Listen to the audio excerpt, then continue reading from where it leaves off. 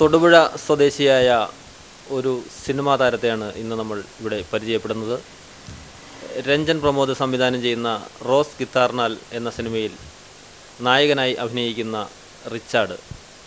തൊടുപുഴ ഏർത്തടത്തിൽ കുടുംബമായ റിച്ചാർഡിന് ഈ പരിപാടിയിലേക്ക് സ്വാഗതം. റിച്ചാർഡിൻ്റെ ഒരു പശ്ചാത്തലം ആദ്യം ഒന്ന് പറയാമോ? പശ്ചാത്തലം എന്ന് പറയുമ്പം ഞാൻ ജനിച്ചത് സൗദിയിലാണ്, പിന്നെ കുറേ വർഷം ദുബായിലായിരുന്നു. അതിനുശേഷമാണ് നമ്മൾ നാട്ടിലേക്ക് വരുന്നത്. ഒരു 5ാം ക്ലാസ് ആയപ്പോഴാണ് നാട്ടിലേക്ക് വരുന്നത്. പിന്നെ നമ്മൾ നാട്ടിലൊക്കെ തന്നെയായിരുന്നു. ഇവിടെ ഡാഡി മമ്മി പണ്ട് പോലെ നാട്ടിൽ പോകണമെന്ന് പറഞ്ഞ് നമ്മൾ സ്ഥിരമായിട്ട് എല്ലാ വർഷവും വെക്കേഷന് വരാറുണ്ടായിരുന്നു. അത് കഴിഞ്ഞ് ഞാനൊരു 11th 12th എല്ലാം ഒരു 12ാം ക്ലാസ്സൊക്കെ കഴിഞ്ഞിട്ടാണ് ഞാൻ പിന്നെ UK പോയത്. അവിടെ LLB പഠിക്കാൻ വേണ്ടി പോയി. അത് കഴിഞ്ഞ് ഇപ്പം സംഭവം കഴിഞ്ഞിട്ട് ഇപ്പോൾ തിരിച്ചു വന്നു. അപ്പോൾ നമുക്ക് ഈ പറഞ്ഞ പോലെ ആഗ്രഹമൊന്നും ഉണ്ടായിരുന്നു. പക്ഷേ നമ്മുടെ ഫ്രണ്ട്സ് എടുത്താലും ഫാമിലി എടുത്താലും ആരെടുത്താലും സിനിമയായിട്ട് ബന്ധപ്പെട്ട ഒരു ഫോട്ടോഗ്രാഫർ പോലും ഇല്ലായിരുന്നു.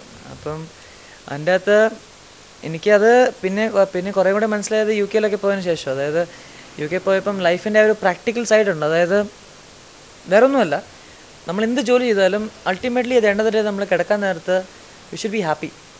നമ്മൾ സന്തോഷവാനായിരിക്കണം. കാശിന് വേണ്ടി കിടന്ന് ജോലി ചെയ്യുന്ന ഇപ്പോൾ സോഫ്റ്റ്വെയർ എഞ്ചിനീയേഴ്സും അതുപോലത്തെ ഒത്തിരി ആൾക്കാരെ ഞാൻ കണ്ടു അവിടെ. അവരൊന്നും ഹാപ്പിയല്ല. അവർ ലക്ഷങ്ങൾ ഏൺ ചെയ്യുന്നുണ്ട് ഒരു മാസം. പക്ഷേ അവർ ജീവിതത്തിൽ അങ്ങനെ ഒരു സന്തോഷം ഇല്ല അവർക്ക്. എന്നെ സംബന്ധിച്ച് ലൈഫിൽ എന്ത് ചെയ്താലും എനിക്ക് പ്രശ്നമല്ല. എനിക്ക് മനസ്സിൽ സന്തോഷം ഉണ്ടാവണം. അത് ഞാൻ ചെയ്യുന്ന കാര്യത്തിൽ ഞാൻ ഹാപ്പി ആണെങ്കിൽ അത്രയും. ആ ഒരു സാഹചര്യം, ആ ഒരു നിമിഷം എറണാകുളത്തെ ഒരു സംഭവമാണല്ലോ, അതൊന്ന് പറയാമോ? സിനിമയിലെ സന്ദർഭം എന്ന് പറയുമ്പം ആദ്യം ഞാൻ ഇങ്ങനെ ഒരു ദിവസം ഞാൻ 11ാം ക്ലാസ്സിൽ പഠിക്കുന്ന സമയത്ത് ഒരു പടം കാണാൻ വേണ്ടി പോയി എറണാകുളത്ത്. അപ്പോൾ അവിടെ ഒരു ഷൂട്ടിംഗ് നടക്കുന്നുണ്ടായിരുന്നു. അപ്പോൾ അതിൻ്റെ അകത്തുള്ള ഈ ഒരു പരസ്യത്തിന് ഷൂട്ടായിരുന്നു. അപ്പോൾ അതിൻ്റെ അകത്തുള്ള നടൻ നടിയെ ഷോട്ട് എടുത്തുകൊണ്ടിരിക്കുകയാണ്. അപ്പോൾ ഈ സംഭവം കാണാൻ വേണ്ടി ഞാനൊരു കല്ലിൻ്റെ മേളിൽ കയറിയിരുന്നു. ജസ്റ്റ് കാണാൻ ബാക്കി മൊത്തം ക്രൗഡാണ് അവിടെ.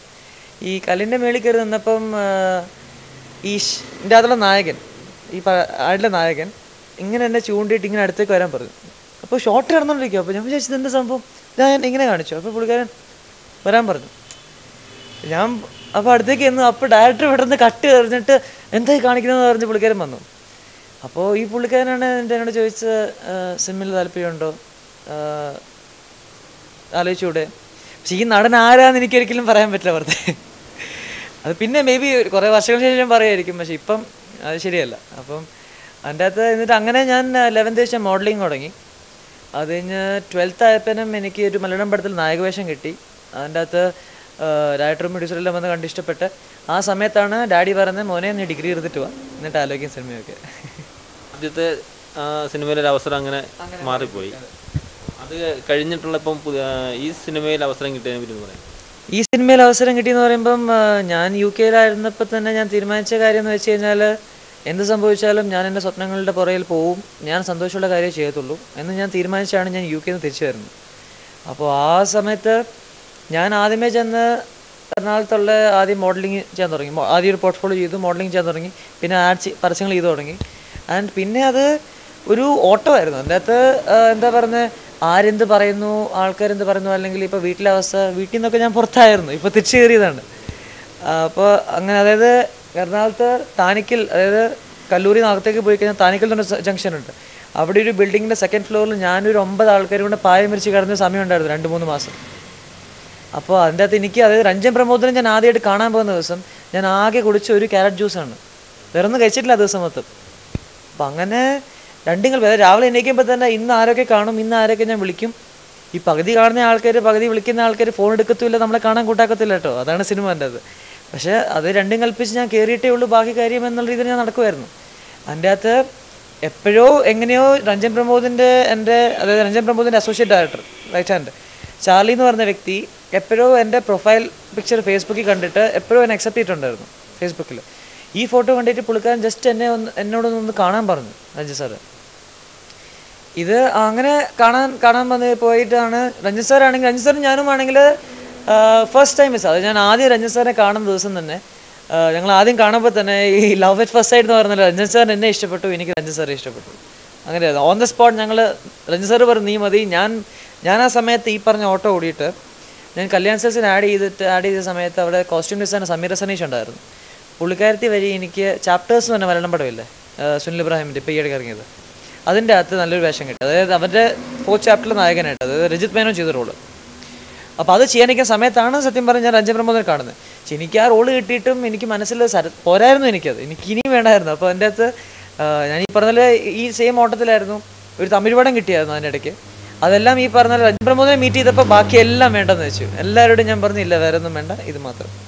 അങ്ങനെ രഞ്ജൻ പ്രമോദിൻ്റെ പടത്തിൽ ഇതായി. ഈ റോസ് ഗിത്താർനാൽ എന്ന സിനിമയുടെ കഥ ഇപ്പം സിനിമ പുറത്തിറങ്ങി കഴിഞ്ഞാൽ ആളുകൾ അറിയാമല്ലോ, എങ്കിലും അതിൻ്റെ കുറിച്ച് റിച്ചാർഡിൻ്റെ ഒരു അഭിപ്രായം, ഒരു ചെറിയ ചുരുക്കം ഈ പ്രേക്ഷകരോടൊന്ന് പറയാം. തീർച്ചയായിട്ടും റോസ് ഗിത്താർനാൽ എന്ന് പറയുമ്പം ഒരു ഫീൽ ഗുഡ് ഫിലിമാണ്.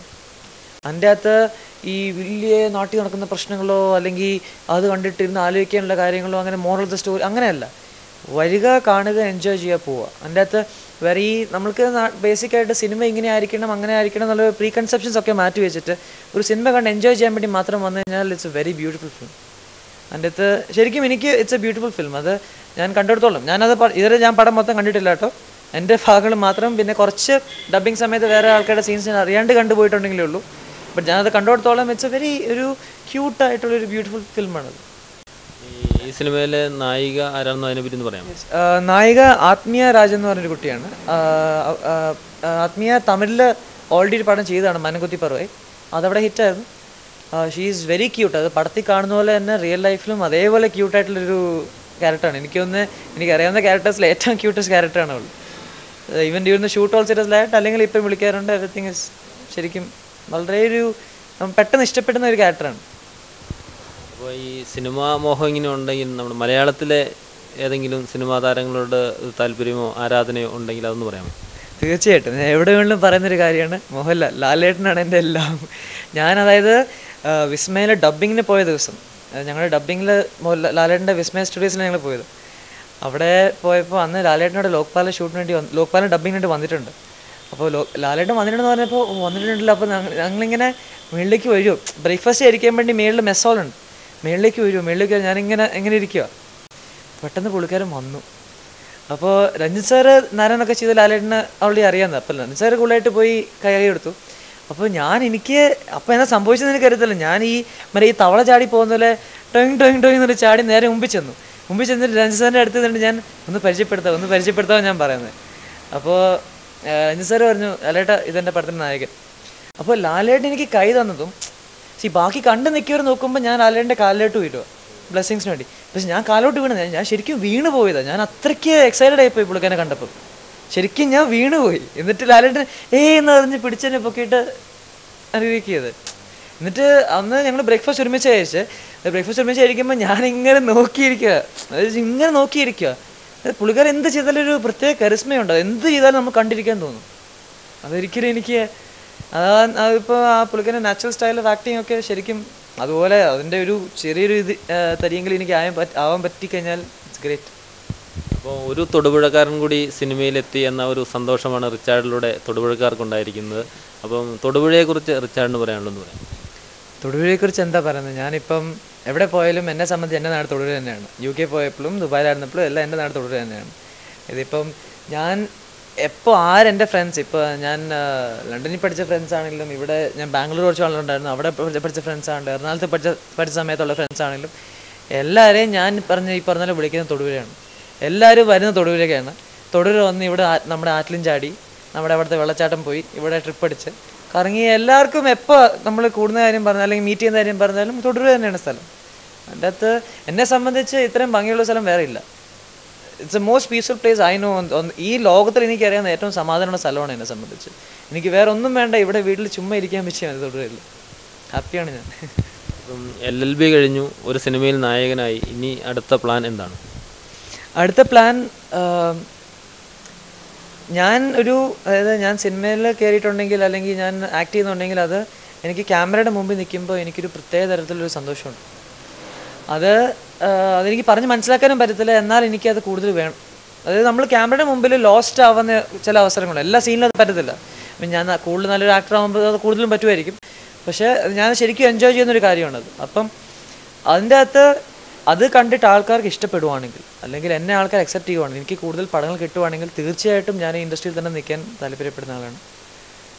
ഇതെൻ്റെ ഒരു സ്വപ്നമാണ്. അത് ഞാൻ ശരിക്കും വളരെ പാഷനേറ്റായിട്ട് എൻജോയ് ചെയ്യുന്നതുകൊണ്ട് ഞാനത് എന്താ പറയുക, ഫെയിമിനോ അല്ലെങ്കിൽ കാശിനോ വേണ്ടി ചെയ്യുന്ന ഒരാളല്ല.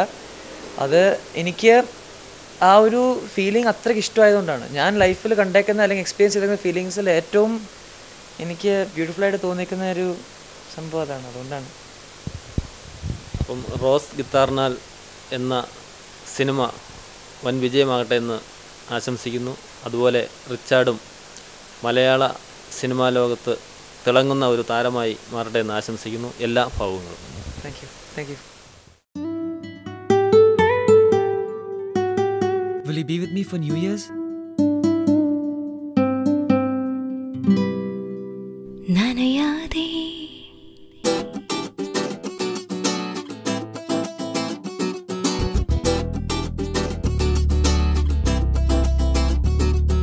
ചുറ്റിവരും കാറ്റേ ഒരു മലരിതളും തഴുകാതെ നീ വന്നു. അഴകിടും വസന്തത്തിൽ ഒരു തേൻ കനിയും നുകരാതെ ഞാൻ നിന്നു. പനിമതിയിൽ നനയാതെ ചുറ്റിവരും കാറ്റേ ഒരു മലരിതളും തഴുകാതെ നീ വന്നു. അഴകിടും വസന്തത്തിൽ ഒരു തേൻ കനിയും നുകരാതെ ഞാൻ നിന്നു. പനിമതിയിൽ നനയാതെ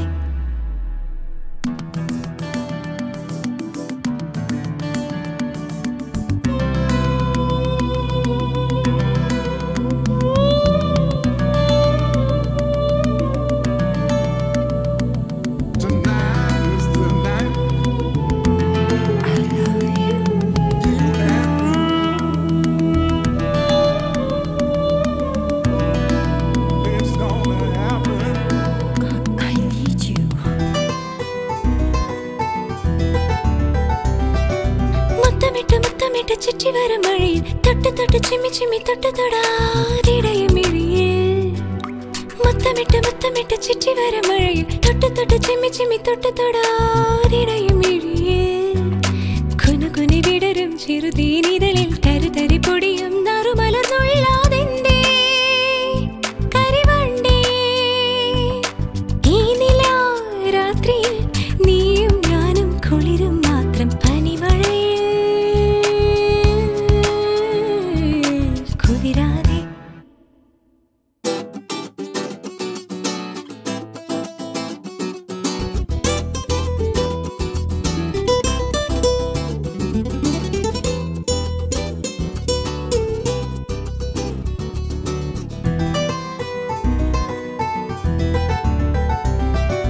തെന്നി തെന്നി ചീലം വന്നു മിന്നൽ വന്നു കൊലുസിൽ ചെന്ന പിന്നെ മഴ വന്നു നിനച്ചിടാൻ മനസ്സിൽ.